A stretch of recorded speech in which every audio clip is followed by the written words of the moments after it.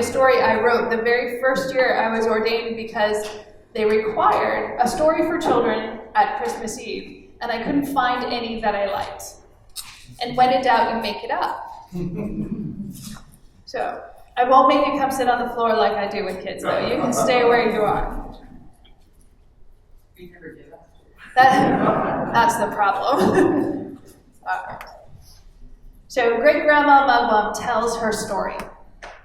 Before I tell you Great-Grandma Mugwump's story, I suppose I ought to tell you just what a mugwump is. For those of you who keep track of these things, mugwumps are related to puffalumps and woozles. You know what those are, don't you? Yes, okay, good. But mugwumps do not live in the 100-acre wood. Instead, they live in a fir forest, which is a little further into the realm of imagination. Now that you know what mugwumps, where they live, you're probably wondering what they look like. Well, they look a little bit like mice and a little bit like rabbits.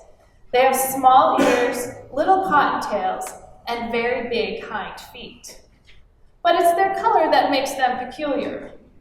They only come in colors that begin with the letter M. Midnight blue, marmalade, magenta, marigold, and maroon are the most common colors. Also, mugwumps can only have names that begin with the letter M. Great-Grandma, the oldest mugwump ever, is named Mystery. And the story I'm about to tell you is Mystery's story, and she tells it every year.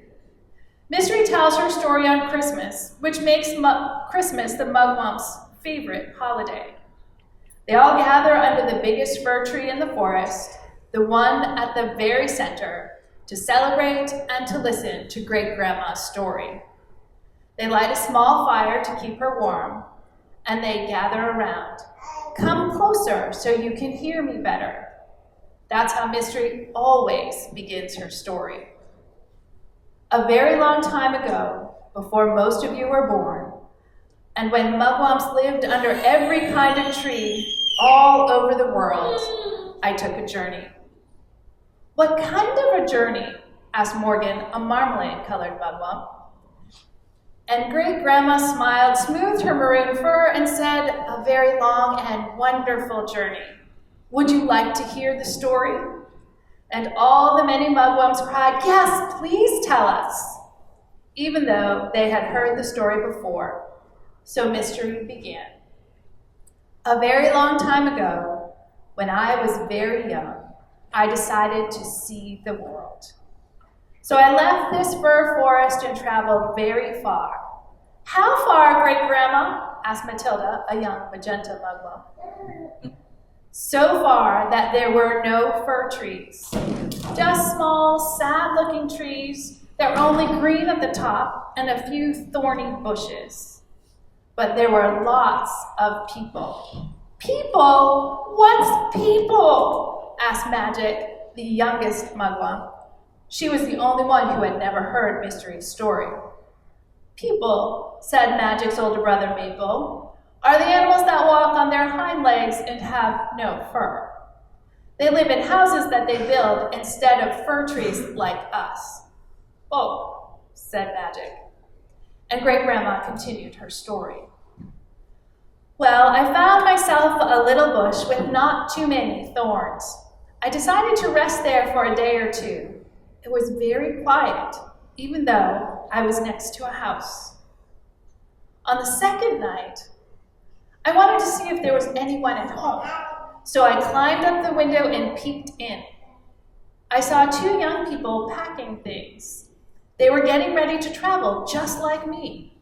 Right then, I knew I was going to go with them. Early the next morning, they came out of the house with all their things and put them on a donkey. When they went back into the house to get something else, I quickly climbed up and settled myself into one of their packs. It wasn't very comfortable, but I knew I couldn't go any other way. You see, a very long time ago when all this happened, no human had ever seen a mugwump, and I didn't want to be the first one. so I settled in the best I could. It seemed like I was in that pack forever, but I think it was only a few days. I knew we had gotten somewhere when I heard all kinds of noises. Noises no Mugwump should ever have to hear. People talking and shouting, lots of people and animals moving around, crowding into one town. But it wasn't long after that before we stopped. The man took the packs off the donkey and started to unpack. I thought I was going to be in trouble, but I wasn't, because something amazing happened. And all the Mugwumps got very excited, for this was one of the best parts in the story. "What happened, Great Grandma? What happened?" they all cried. "Hush, hush, and I will tell you." Mystery smiled at the Mugwump's excitement. "You see," she said, "the woman was having a baby, a very special baby." And for a few moments, the only thing that could be heard under the fir tree was the sound of the fire crackling. Everyone held their breath and waited for Great Grandma Mugwump to continue. But for the moment, she was lost in her memories. "Great Grandma, what happened next?" asked Magic, who couldn't wait for just one more minute. "Well, Magic," Mystery smiled, "I climbed out of the pack I had been hiding in and looked around. Do you know what I saw?" "No," said Magic, her face very serious. "I saw a barn filled with all kinds of animals. And there was a window, and out of the window I saw the sky, midnight blue, just like you, Magic. And do you know what I saw in the sky?" "Stars?" answered Magic in a very small voice. "Yes, I saw stars, lots of them. But there was one very bright, very big star right up over the barn where I was. I just stared at it for a few minutes. You can't imagine how beautiful it was. When I finally turned around, I saw a baby wrapped in a blanket, lying in a manger. I thought it was a bit strange. Usually animal food is in mangers and babies are in beds. Well, anyway, as I sat back in the shadows trying to figure it all out, I saw a mouse peeking out from a hole in the wall.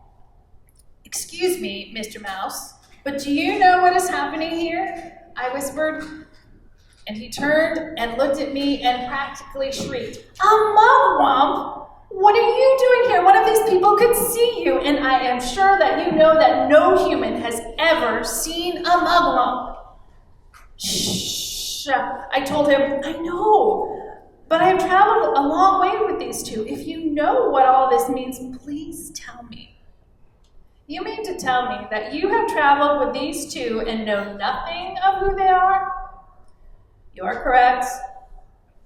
"Well," the mouse said. He cleared his throat and began.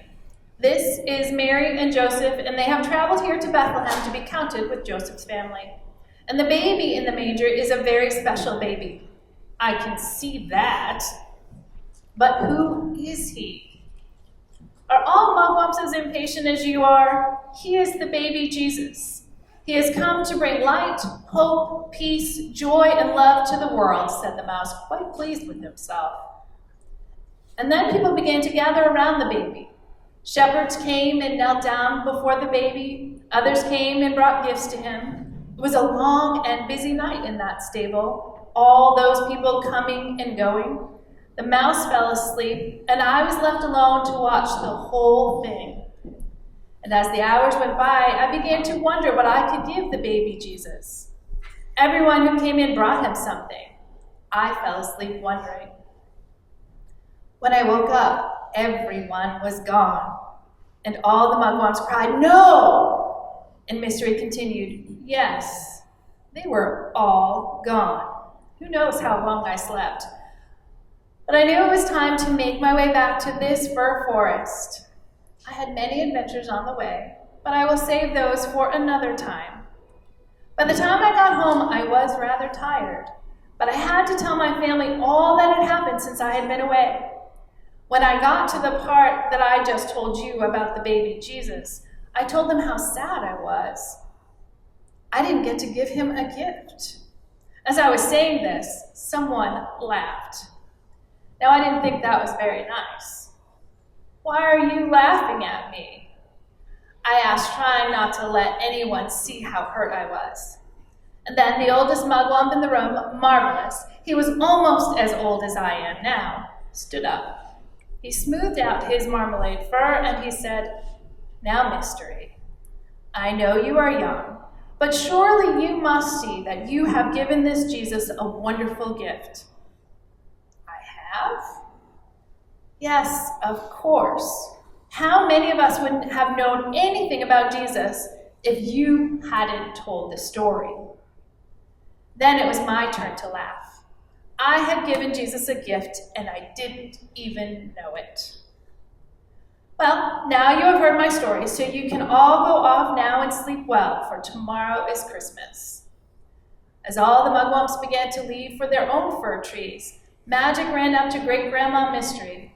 "Great Grandma, what is it, Magic?" "Can anyone give Jesus a present?" "Yes, of course. Would you like to give him a present too?" "Yes." "Can I give him the same present as you? Can I tell the story of Jesus' birth and how he came to bring light, hope, peace, joy, and love to all the world?" "Yes, Magic. Everyone should give Jesus that gift." Magic and Mystery smiled at each other and walked home together to get ready for Christmas Day.